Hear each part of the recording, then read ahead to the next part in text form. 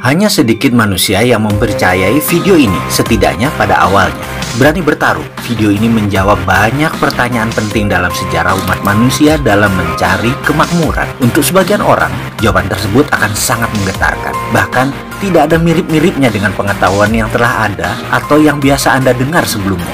Video ini akan mengubah pandangan dan pemahaman Anda yang selama ini Anda dapatkan tentang materi dan kemakmuran. Saat ini, banyak dari kita yang sedang mengalami krisis kemakmuran, krisis kepercayaan, dan tertekan masalah ekonomi. Namun, jika dirunut lebih dalam lagi, semua itu terjadi karena pemahaman akan materialisme yang selama ini dipegang umat manusia bertolak belakang satu dengan yang lainnya. Tapi sesungguhnya, bisakah krisis keuangan dan kesulitan ekonomi itu dihentikan? Saya tahu bahwa Anda juga tahu bahwa jawabannya adalah bisa. Yang menjadi pertanyaan adalah apakah Anda tahu apa yang sebenarnya Anda inginkan? Tontonlah video ini lebih dari sekali. Saya juga mengajak Anda menonton dari awal hingga akhir, kemudian mengulangnya per bagian. Kemudian buatlah catatan-catatan kecil di beberapa bagian. Ujilah, kebenaran yang sejati adalah kebenaran yang teruji, bukan? Saksikan video ini dengan santai, kemudian ulangi lagi. Anggap saya ada di samping Anda sebagai sahabat yang menemani Anda dan berbagi rahasia kecil kepada Anda. Tontonlah video ini dengan hati, tapi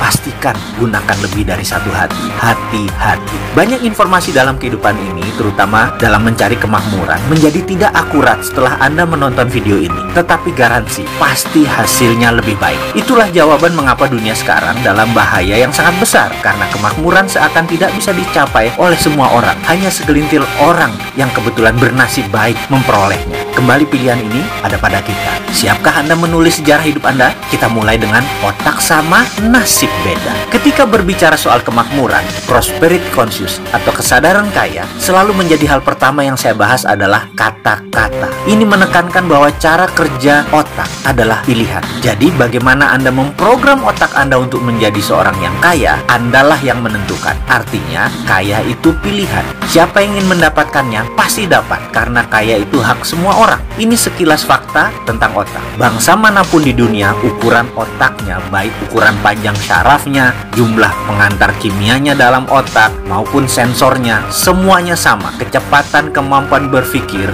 yang oleh sebagian orang disebut IQ, juga tidak berbeda jauh. Intinya kemampuan menyimpan datanya juga sama. Jika manusia diibaratkan komputer, anggap saja otak itu hardware, dan semuanya sama. Lalu, di mana bedanya? Mengapa yang satu lebih sehat dari yang lain? Mengapa yang satu mudah tertawa, yang lain selalu sengsara? Mengapa yang satu mudah mendapat jodoh, yang lain selalu sendiri? Mengapa yang satu lebih cepat mendapatkan uang, yang lain tetap saja miskin? Ada sebuah fakta, jika saya menyebutkan 375 nama orang, kemudian harta tersebut dari mereka digabungkan semua, nilainya sama dengan kekayaan 3 miliar manusia. Ya, 375 orang, kekayaan sama dengan kekayaan 3 miliar manusia. Di antaranya kita sebut Bill Gates, Donald Trump, Warren Buffett, Lakshmi Mittal, Paul Allen, Mark Cuban, Jeff Bezos, Rupert Murdoch, dan saya bisa melanjutkan sampai 375 orang. Orang-orang seperti mereka ini memiliki jumlah kekayaan sama dengan 3 miliar manusia digabungkan. Jadi kesimpulan, otak sama, nasibnya beda. Nasib, ini batu sandungan pertama. Ada sebuah sistem pada manusia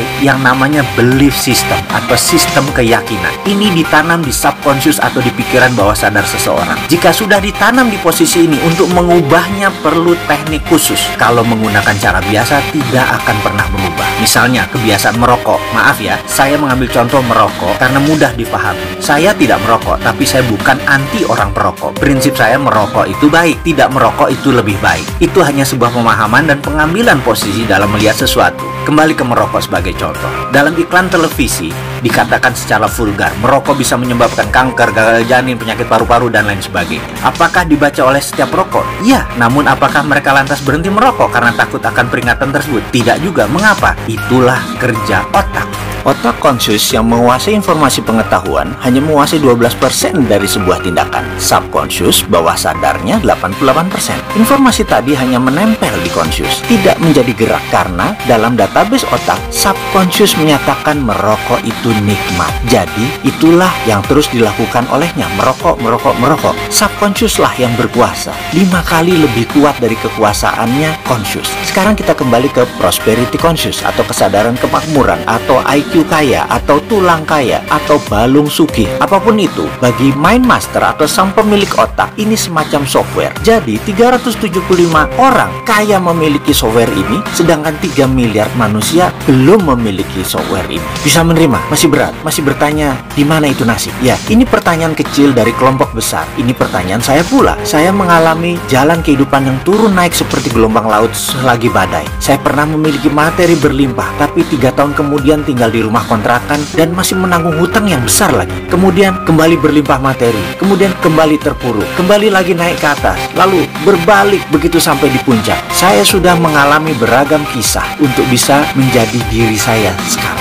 Ketika itu saya banyak mempertanyakan nasib dan urusan jalan hidup. Hingga akhirnya saya memutuskan untuk belajar dan mencari kemanapun untuk mendapatkan jawaban pertanyaan saya yang terbesar. Nasib itu pemberian Tuhan atau buatan manusia? Itu pertanyaan saya. Saya tidak kaget jika pertanyaan itu membuat Anda memutuskan berhenti menonton video ini hingga di chapter ini. Karena belief system Anda menyatakan rezeki sudah ada yang mengatur. Sementara kalau diteruskan ternyata rezeki itu manusia yang mengatur. Yang selama ini kita kenal dan melaksanakan sesuai sistem Tuhan. Ini sungguh menyesakkan, bukan? Tapi kalau itu kebenaran yang terjadi, bagaimana? Izinkan kosongkan gelas Anda. Ke depan akan ada banyak hal yang menyesakkan dada Anda. Saya tetap akan melanjutkan kisah dalam video berikutnya untuk Anda sahabat semua. Karena saya tahu sekali, fakta bisa merubah kebenaran. Ya, kebenaran Anda akan ditantang ke batas ujung dengan fakta-fakta yang akan saya berikan. Beranikah Anda meneruskan video selanjutnya?